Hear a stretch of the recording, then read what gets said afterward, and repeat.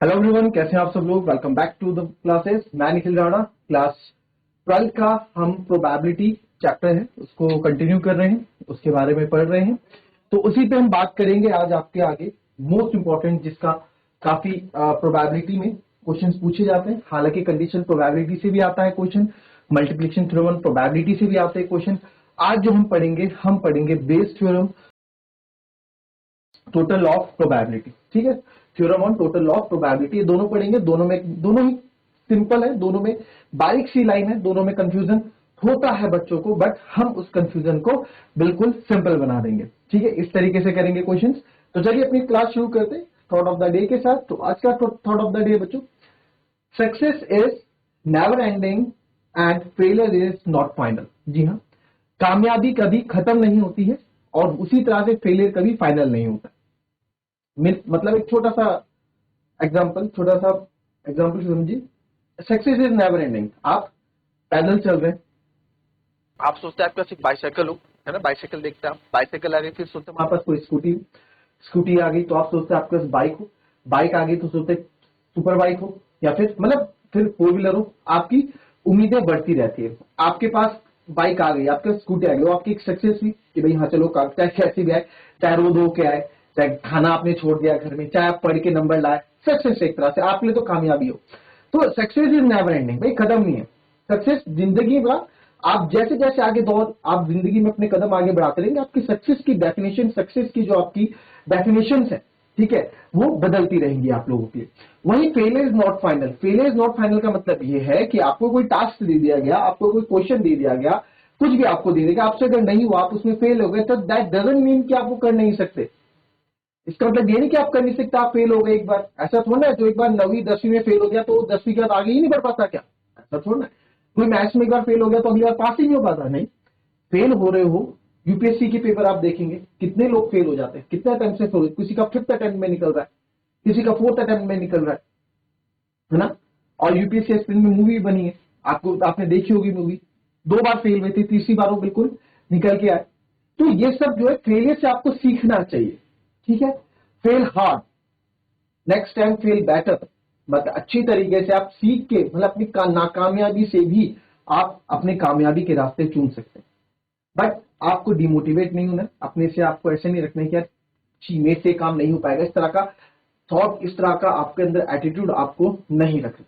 ठीक है, आपके अंदर एक एटीट्यूड चाहिए, yes I can do it. Clear. तो चलिए बात करते हैं अपने हम वापस क्वेश्चन में, और यहां पे बात करेंगे हम सबसे पहले थ्योरम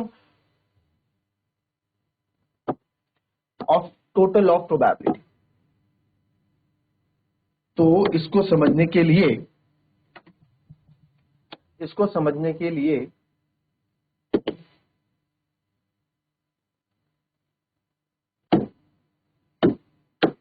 चलो पढ़ेंगे पहले इसको।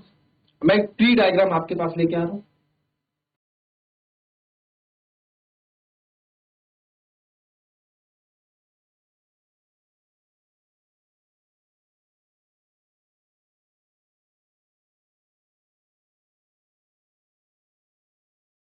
पूरा तो इसने घेर दिया।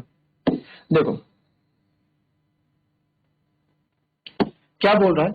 If an event A can occur in a mutually exclusive way, then the probability of occurrence of A is the sum of the probability of all mutually exclusive way as shown in the figure. Mutually exclusive, mutually exhaustive बताए थे ना। Mutually exclusive, mutually exhaustive event आपको बताए थे। Mutually exclusive event क्या होता है? वो इवेंट जिनके बीच में कोई भी चीज कॉमन नहीं होती है। ठीक है, आपको अगर याद हो, हमने इस चीज के बारे में डिस्कस किया था, म्यूचुअली एक्सक्लूसिव और म्यूचुअली एग्जॉस्टिव इवेंट्स के बारे में। तो एक बार क्विक रिवीजन उसको देख लें, अगर इसमें मेरे पास स्लाइड हो तो। हाँ,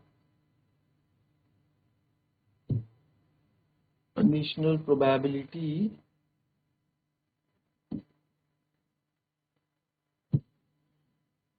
yes that is mutually exclusive. Mutually exclusive क्या होता है? जिसमें हमारे पास कुछ भी चीज कॉमन नहीं होती, दो अलग अलग इवेंट होते हैं, उसमें कुछ भी चीज कॉमन नहीं होती। देन म्यूचुअली एग्जॉस्टिव आपको क्या बताया था? वो एग्जॉस्टिव इवेंट को मिलकर वापस हमें सैंपल स्पेस अगर मिल रहा है, ठीक है, तो वो उसको बोलते हैं म्यूचुअली एग्जॉस्टिव इवेंट। ठीक है, ये हमने पढ़ा था बेसिक में, अपने बेसिक लेक्चर में, तो उसमें आप देख लेना, प्रीवियस लेक्चर में जाके आप चीजें देख लीजिएगा। ठीक है, अब बात करते हैं इसमें, हम वापस आते हैं। तो यहाँ पे आप देखो, यहाँ पे बात कर रहे हैं कि इफ इवेंट ए, कोई इवेंट ए हो रहा है, आप यहाँ देखिए इवेंट ए, इवेंट ए, ठीक है, if event A can occur in an mutually exclusive way. An mutually exclusive मतलब कि अलग अलग तरीकों से हम ए इवेंट तक पहुंच रहे हैं, ठीक है, अलग अलग रास्ते हैं ए इवेंट तक पहुंचने के, अलग अलग रास्ते, और कोई भी रास्ते अपने आप में कॉमन नहीं है, सब अलग अलग है। म्यूचुअल एक्सक्लूसिव मतलब कोई भी किसी के साथ कॉमन नहीं बना रहा है, ठीक है, as shown in the following tree diagram. तो ये होता है आपका, ये आपका एक theorem of total of probability, यानी कि सिंपल सी भाषा आप समझो इसको, ए तक पहुंचने के मेरे पास कितने रास्ते हैं, ए इवेंट है ना, तो सर ए इवेंट तक पहुंचने के आपके पास कितने रास्ते हैं। तो ए इवेंट का सर मैं प्रोबेबिलिटी ऑफ इवेंट E1 से भी पहुंच सकता हूं, E2 से भी पहुंच सकता हूं, E3 से भी पहुंच सकता हूं, वैसे एन रास्ते हैं मेरे को ए तक पहुंचने के, ठीक है, यानी ए इवेंट होने के मेरे पास एन वेज हैं, आप ऐसे समझिए।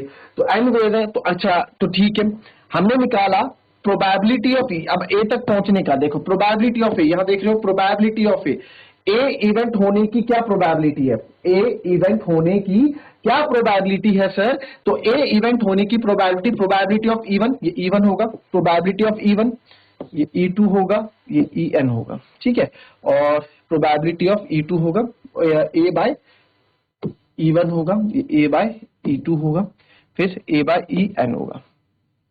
तो E1 प्रोबेबिलिटी ऑफ E1, भाई सबसे पहले मैं इवेंट 1 के आने की प्रोबेबिलिटी, ए तक पहुंचने की या ए इवेंट होने की, ए होने की क्या प्रोबेबिलिटी कि E1 से हो जाए। तो पहले प्रोबेबिलिटी ऑफ E1, E1 भी है, E1 भी तो लड़ेगा इन सबसे, E2 E3 E4 सबसे, भाई E1 आने की प्रोबेबिलिटी क्या, फिर ए यानी कि E1 हो चुका है, ठीक है, E1 प्रोबेबिलिटी ऑफ E1 हो चुका है, ऐसे लिखते हैं ना, प्रोबेबिलिटी ऑफ E1 यानी हो चुका है, तो ए के होने की क्या प्रोबेबिलिटी है, यानी कि ए तक पहुंचने की क्या प्रोबेबिलिटी है, सिंपल सी बात है।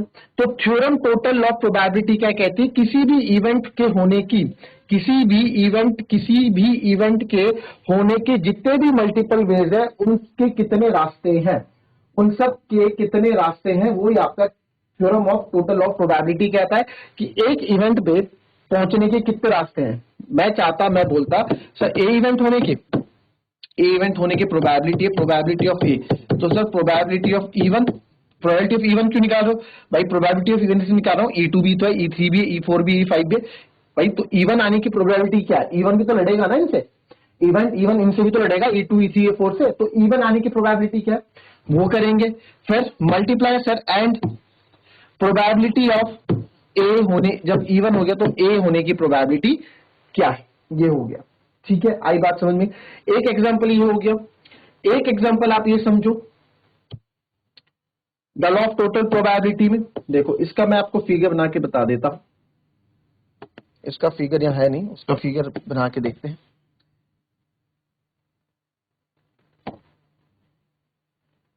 चलो, तो ए इवेंट होने की प्रोबेबिलिटी क्या है उस पर बात कर रहे हैं। तो ये हो गया आपका, मान लेते हैं, ठीक है, समझेंगे इसमें, let S be the sample space, S हमारा सैंपल स्पेस है, तो ये एस हमने सैंपल स्पेस मान लिया, and let E1 E2 E3 and be an mutually, ये शायद टाइप ढंग से नहीं है, be an mutually exclusive and exhaustive events है, ठीक है। तो मैं मान लेता हूं कि देखो, ठीक है, और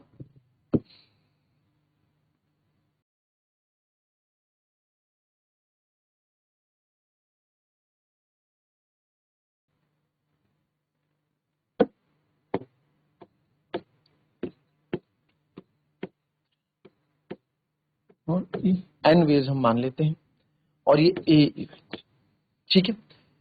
तो देखो हमने let S be the sample space, ये पूरा सैंपल स्पेस है, एस मतलब सैंपल स्पेस आपको बताया था यूनिवर्सल, ठीक है, यूनिवर्सल सेट को हम सैंपल स्पेस बोलते हैं। लेट एस बी द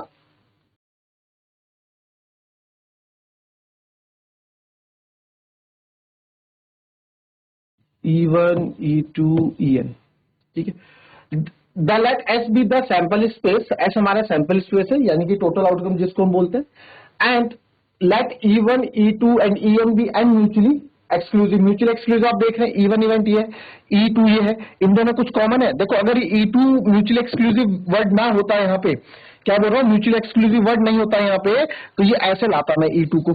तो आप देखते हैं कि सर E1 और E2 में भी इतना कॉमन है, बट वर्ड क्या है, म्यूचुअल एक्सक्लूसिव। म्यूचुअल एक्सक्लूसिव मतलब कुछ भी कॉमन नहीं होगा, तो बाहर से बाउंड्री अच्छी है, यानी E1 E2 में कोई भी चीज कॉमन नहीं है। वैसे E3 4 में नहीं है। तो जब आप देखो ए इवेंट होने की, सिंपल बात पे आते हैं, डेफिनेशन छोड़ दो, ए इवेंट के होने की क्या क्या प्रोबेबिलिटी है। ए इवेंट्स में मैं E1 से भी पहुंच रहा हूं, E1 से भी पहुंच रहा हूं ए इवेंट में, ठीक है सर। इस E2 से भी पहुंच रहा हूं, उसको थोड़ा और अच्छे से बना देते हैं। E2 से भी पहुंच रहा हूं, ठीक है, E2 से भी पहुंच रहा हूं।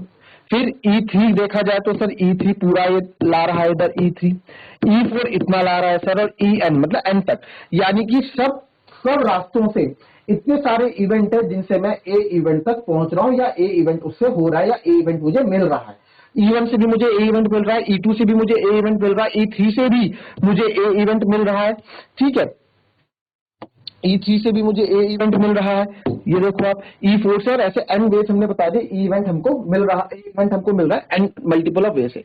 तो इफ तो mutually exhaust and exhaustive event, ऐसे यहाँ पे म्यूचुअली एक्सक्लूसिव भी हो सकता है और एग्जॉस्टिव भी हो सकता है, कुछ भी यानी दोनों के बीच में कॉमन भी हो सकता है, ठीक है। With a random experiment, if A is any event which occurs with E1 E2, with E1 और E2 और En, ठीक है, then PA is equals to, अब देखो probability of A, then probability of A जो है आपका क्या होगा, प्रोबेबिलिटी ऑफ E1 अपॉन ए, वही कहानी होगी। प्रोबेबिलिटी ऑफ ए होने की क्या क्या प्रोबेबिलिटी है कि ए इवेंट हो जाए, what is the probability of occur A, है ना, इवेंट ए होने के अकर होने की प्रोबेबिलिटी क्या है। तो ए के रास्ते सर जो ए तक ना सर मैं इससे भी पहुंच रहा हूं, ए तक मैं इससे भी पहुंच रहा हूं, ऐसी में एन इवेंट्स है, एन मल्टीपल वेज है जिससे मैं ए तक पहुंच रहा हूं। तो सिंपल सी बात है, theorem of law of probability में, टोटल लॉ ऑफ प्रोबेबिलिटी में क्या बोलता है, theorem of total law of probability में ये बात बोली जाती है कि सर एक इवेंट के होने के जितने भी रास्ते हैं, कितने रास्ते हैं, टोटल मतलब law of total probability. Law of total probability मतलब कितने प्रोबेबिलिटी, कितने चांसेस है, कितने चांसेस है, सारे चांसेस इसमें कवर कर दिए जाते हैं। किसी भी इवेंट के होने के कितने चांसेस, सारे चांसेस इसमें कवर हो, सारे चांसेस को हम कवर कर लेते हैं। ये आपका theorem of law of total probability.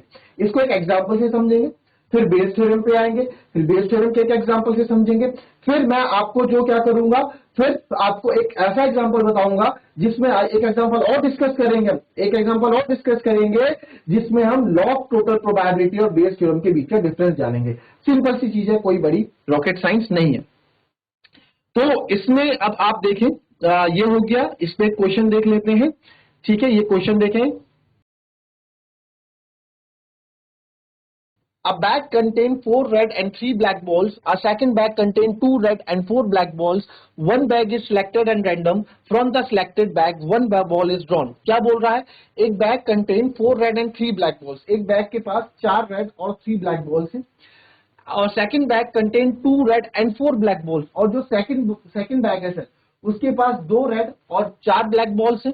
One bag is selected and random, एक बैग हमने रैंडमली सिलेक्ट किया, तो find the selected bag, one ball is drawn from the selected bag, जो हमने सिलेक्ट किया बैग उसमें से एक बॉल हमने निकाली, तो find the probability that the ball drawn is red. ठीक है, इतना क्वेश्चन है कि रेड आने की प्रोबेबिलिटी क्या है, कि जो हमने बॉल निकाली उसकी रेड आने की प्रोबेबिलिटी क्या है। अगर ये बेस थ्योरम में होता तो ये पूछा जाता कि क्या प्रोबेबिलिटी है कि जो रेड बॉल है वो आपके बैग 2 से आई, क्या प्रोबेबिलिटी है कि जो हमने रेड बॉल निकाली वो आपके बैग 1 से आई। इस तरह के क्वेश्चन मिलेंगे आपको बेस थ्योरम में।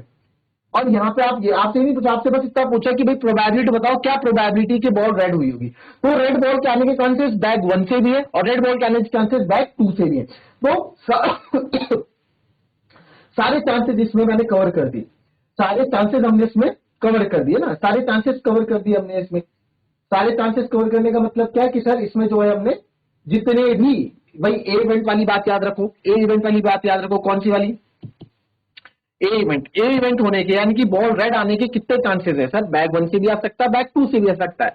तो ये हो गया theorem of law of total probability. तो इसको आप एक बार अब देखो कैसे इसको करेंगे, आइए वो सीखते हैं। ठीक है, पहले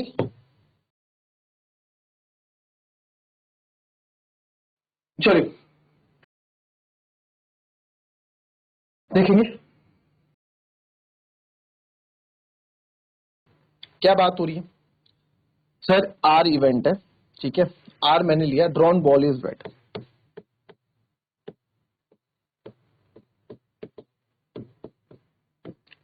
ड्रॉन बॉल इज रेड।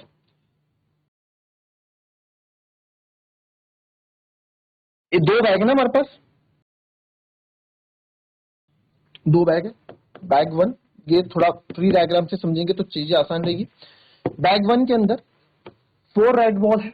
अरे हॉस्टल का क्वेश्चन आ गया।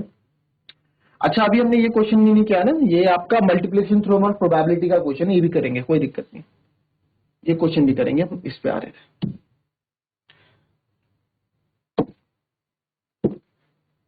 तो चलो आर हमने इवेंट रेड बॉल ले लिया, E1 है यानी बैग वन है। तो सर बैग वन की कंडीशन क्या है, बैग, ये बैग वन ले लिया, ये बैग टू ले लिया, आर हमने ले लिया ड्रॉन बॉल इज रेड, ठीक है। तो बैग जो आपका, जो हमारा पहला बैग है उसमें 4 रेड और 3 ब्लैक बॉल्स हैं, और सेकंड बैग में सर 2 रेड और 4 ब्लैक बॉल्स हैं, ठीक है। फर्स्ट बैग सेकंड बैग, ठीक है। अब रेड बॉल आने की जो प्रोबेबिलिटी है सर, रेड बॉल आने की जो प्रोबेबिलिटी जो आप यहाँ पे बोल रहे हैं कि रेड बॉल आने की प्रोबेबिलिटी है, ड्रॉन बॉल इज रेड यहां से भी आ सकता है और ड्रॉन बॉल इज रेड मैं यहां से भी निकाल सकता हूं, है ना, यहां से भी निकाल सकता हूं, यहां से भी निकाल सकता हूं, बट रेड बॉल आने की प्रोबेबिलिटी दोनों जगह से पूरी हो रही है। तो अब बैग वन से भी आ सकती है सर, ठीक है, बैग वन से भी आ सकता है हमारा। अब देखो तो फ्लो डायग्राम आपको एक बना दे, इसको करने का तरीका कैसे होगा, किस तरीके से इसको हम करेंगे उस पर बात करते हैं, ठीक है। तो बैग वन से भी आया होगा रेड बॉल, या और बैग टू से भी आया होगा रेड बॉल, दोनों से आ सकता है। तो इसको आप मान लो E1 इवेंट हो गया हमारा, ये E1 इवेंट हो गया, ये E2 इवेंट हो गया, ठीक है। तो पहले इसमें लिख ही लेते हैं E1 इवेंट क्या होगा, selecting bag first by bag, वही रेड बॉल है ना, एक bag contain 4 red ball and 3 black balls है ना, और सेकंड बैग में 2 red ball and 4 black ball है। बॉल हमें निकालनी है फ्रॉम द सिलेक्टेड बैग, ठीक है। One bag is selected random, एक बैग हमने रैंडम सिलेक्ट किया, तो भाई बैग सिलेक्ट करने की तो प्रोबेबिलिटी होगी ना, क्या उसने पहला बैग सिलेक्ट किया या दूसरा बैग सिलेक्ट किया, उसकी भी तो प्रोबेबिलिटी होगी। तो वही बात है, सिलेक्टिंग बैग वन, तो प्रोबेबिलिटी ऑफ E1 ये लिख देता हूं, प्रोबेबिलिटी ऑफ E1 क्या होगा, कितने बैग है 1/2 है ना भाई, 2 बैग है ना, 2 में से number of failure outcomes upon total number of outcomes. फिर E2 है सर,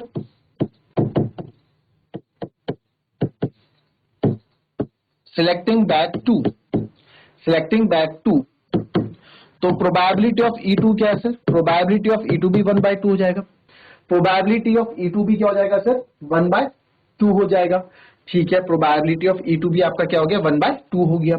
आर एक इवेंट है, आर एक इवेंट है, उसमें क्या लिखा हमने, ड्रॉन बॉल इज रेड, कि सर जो हमने ड्रॉन बॉल ड्रॉन की वो क्या है रेड है, ठीक है। तो E1 selecting bag one, E2 event है सिलेक्टिंग बैग टू, भाई बैग वन सिलेक्ट करने की प्रोबेबिलिटी क्या है 1/2, और क्या प्रोबेबिलिटी है बैग टू सिलेक्ट करे उसकी प्रोबेबिलिटी 1/2 है। अब हमें क्या निकालना है, प्रोबेबिलिटी ऑफ आर, यानी कि ड्रॉन बॉल इज रेड, जो हमने बॉल ड्रॉन की रेड है तो उसकी प्रोबेबिलिटी क्या है सर, रेड बॉल आने की प्रोबेबिलिटी E1 से भी आ सकती है, तो सबसे पहले बैग को सिलेक्ट करने की प्रोबेबिलिटी लिखूंगा, ठीक है सर। बैग सिलेक्ट हो गया मेरा, बैग सिलेक्ट हो गया मेरा, ये तो प्रोबेबिलिटी ऑफ आर क्या है, जब मेरा बैग E1 सिलेक्ट हो चुका है, फिर प्लस करो और क्या रास्ते हैं, और ये भी रास्ता है सर, यानी कि पहले बैग टू सिलेक्ट करने की प्रोबेबिलिटी क्या है, प्रोबेबिलिटी ऑफ E2, अगर प्रोबेबिलिटी ऑफ E2 हो गया, सेकंड बैग सिलेक्ट हो गया, तो प्रोबेबिलिटी ऑफ रेड बॉल आने की प्रोबेबिलिटी क्या है, when E2 is already selected, जब हमने E2 को ऑलरेडी सिलेक्ट कर दिया है।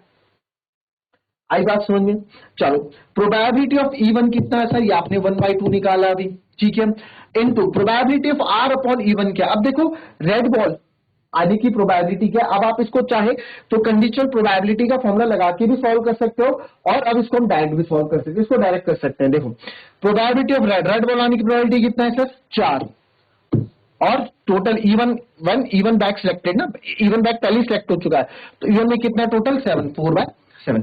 वैसी प्रोबेबिलिटी ऑफ E2 हो चुकी है 1/2। प्रोबेबिलिटी ऑफ रेड बॉल आने की प्रोबेबिलिटी कितनी है सर, 2। कितने में से, 4 और 2 6 में से सर।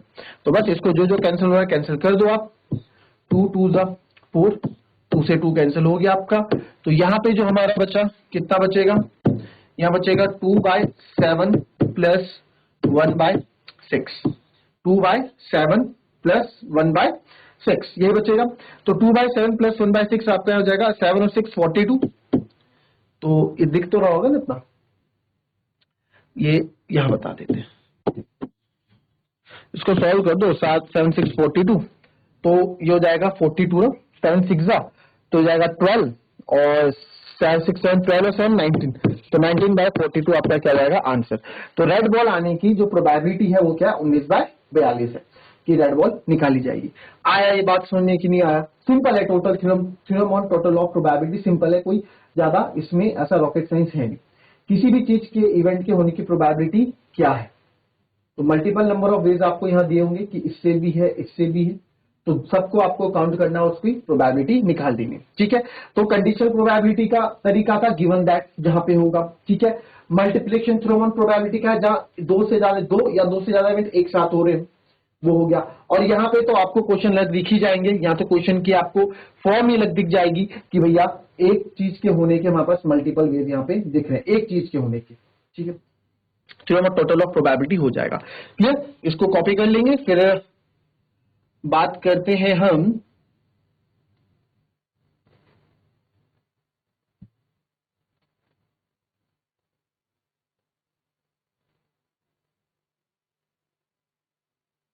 लिखा नहीं इन्होंने, चलो पहले लिख लो, फिर मैं सीधा ही उसको कॉपी कर लो, फिर सीधा ही बेस थ्योरम पे आते हैं। हमने बेस थ्योरम की डेफिनेशन नहीं लिखी है, डायरेक्ट हम बेस थ्योरम पे आ जाएंगे, ठीक है, डायरेक्ट बेस थ्योरम पे आएंगे।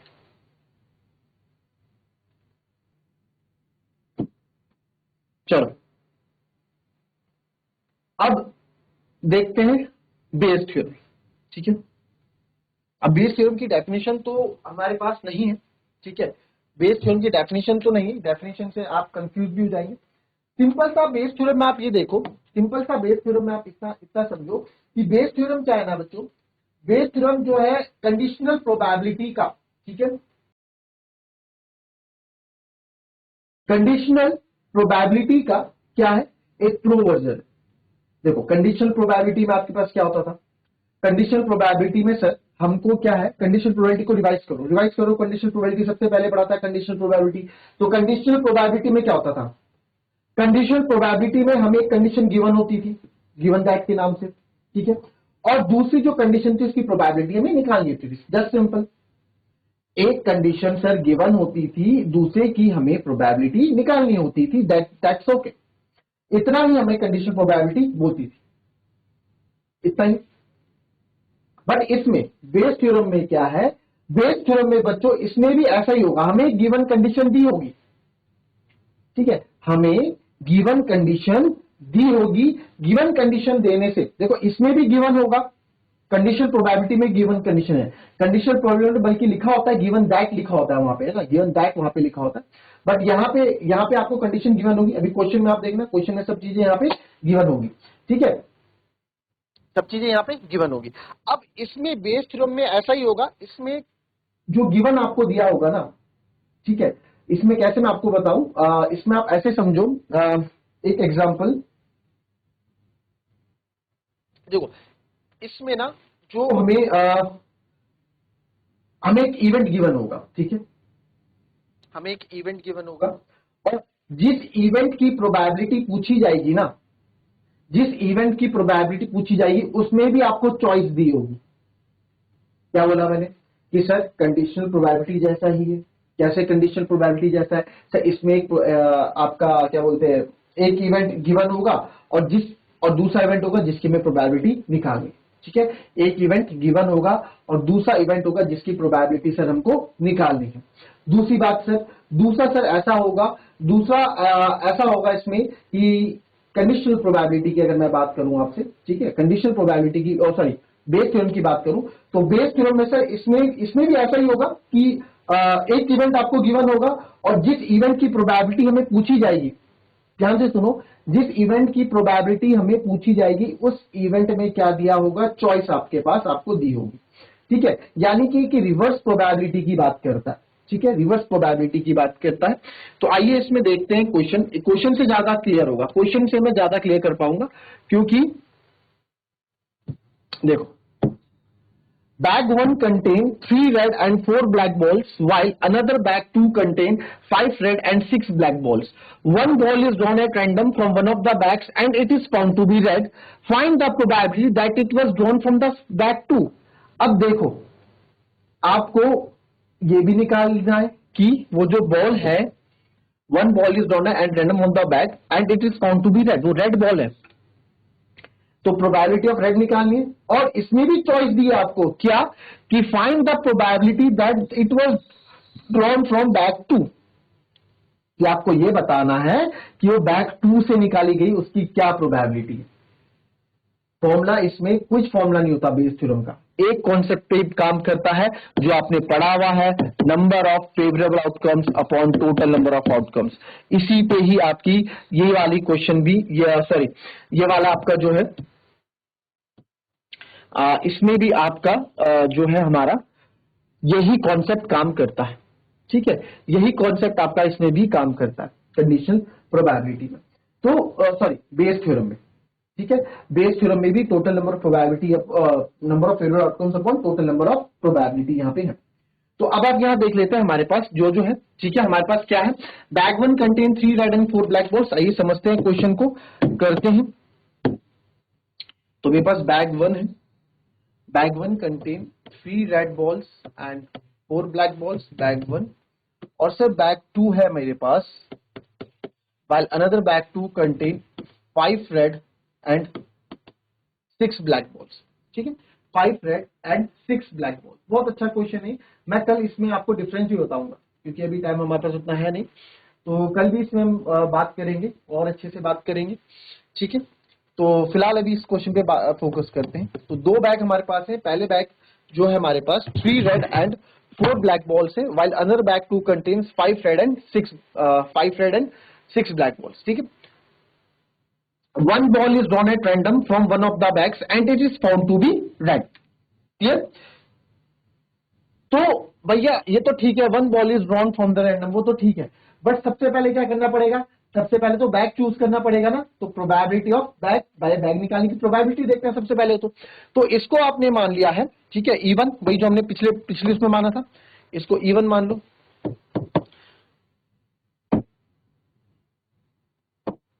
ठीक है।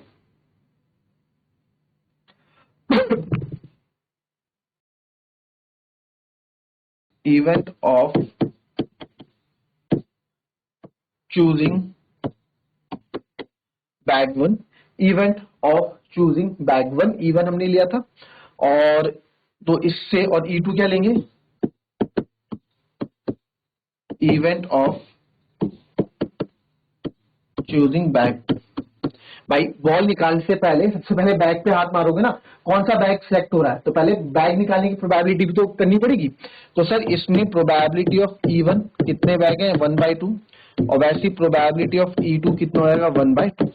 इतना समझ में आया,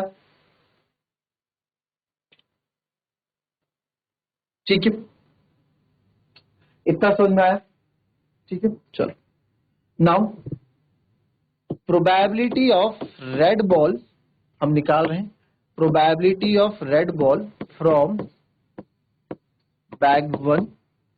तो probability of red ball from bag 1, bag one से रेड बॉल आने की प्रोबेबिलिटी क्या है सर, 3/7, वही number of favourable outcomes upon total number of outcome, इतना आप कर सकते हैं। वैसे ही आपके पास बोला है probability of red ball from bag 2, bag 2 से रेड बॉल आने की प्रोबेबिलिटी क्या है आपकी, 5/11, ठीक है, कितनी है, 5/11।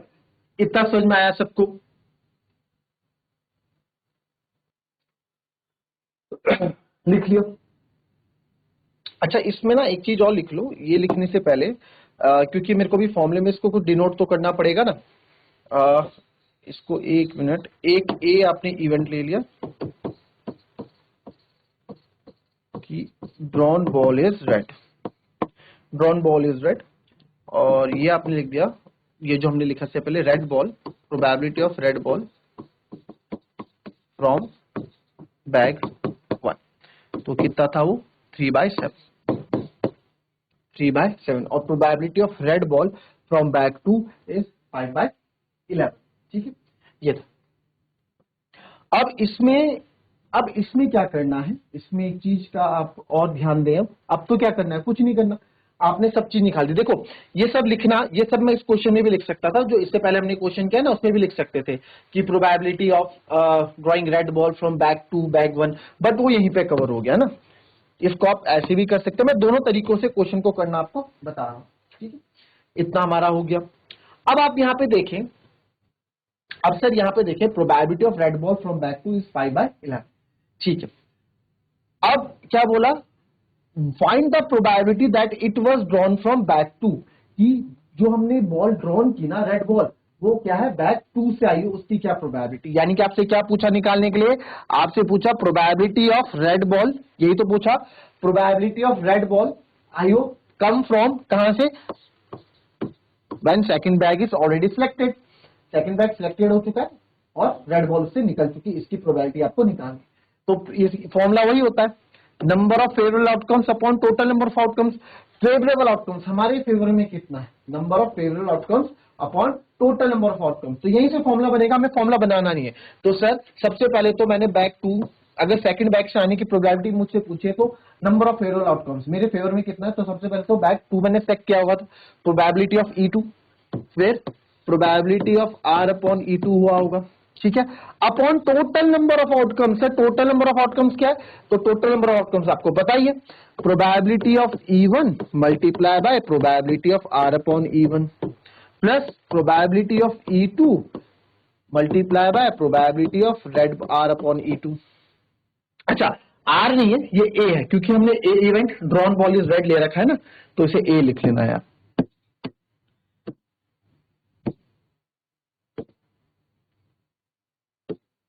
इसे A लिख लेना।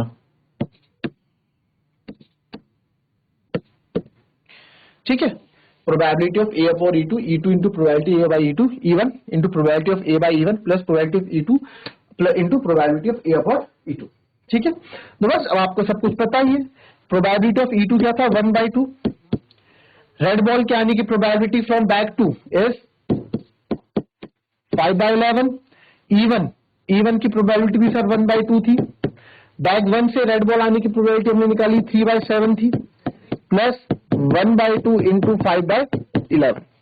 इसको आगे सॉल्व करेंगे आप तो आएगा 5 1 5, 9 2 22 अपॉन 3 1 3, 7 2 14 प्लस 5 1 5, 5/22। ठीक है, यहाँ पे एलसीएम लेंगे तो क्या बचा मेरे पास,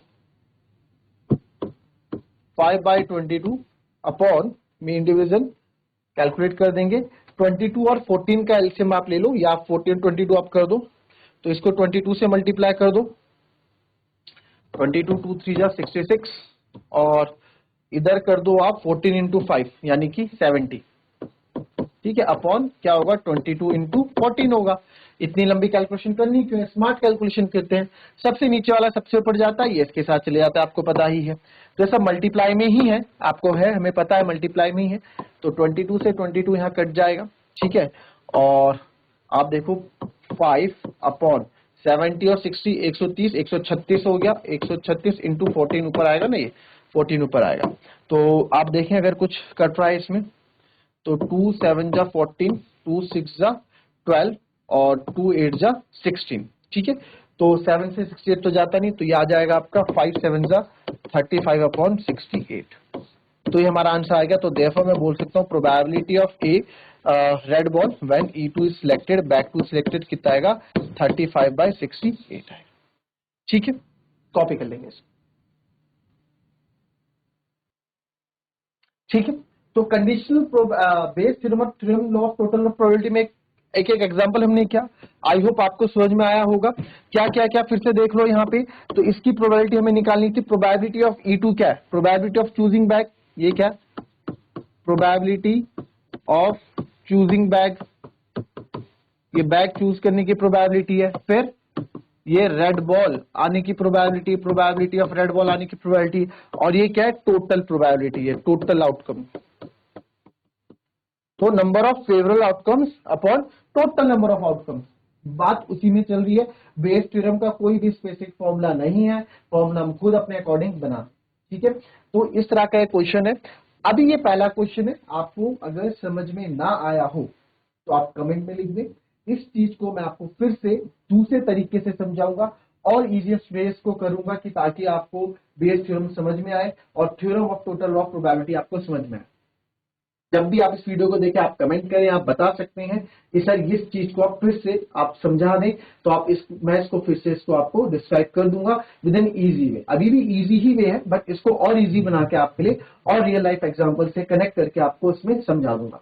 तो अभी हमने फिलहाल theorem of total of probability और कंडीशन प्रोबेबिलिटी पे बात की है, इसको समझा है। कल नेक्स्ट क्लास में या नेक्स्ट वीडियो में हम क्या देखेंगे? नेक्स्ट वीडियो में मैं आपको फिर से एक बार गो थ्रू करा दूंगा, ओवरव्यू दे दूंगा theorem of total of probability और बेस थ्योरम के बीच में क्या हल्का सा डिफरेंस रहता है। और एक एक क्वेश्चन और बढ़िया से एक एक क्वेश्चन और हम इसमें करेंगे, जिससे आपके कॉन्सेप्ट और बेस थ्योरम और थ्योरम टोटल ऑफ प्रोबेबिलिटी की कॉन्सेप्ट सारे क्लियर हो जाए। तो मिलेंगे आपसे अपनी कल की नेक्स्ट वीडियो में। तब तक के लिए be happy, be healthy and be safe. Thank you and have a nice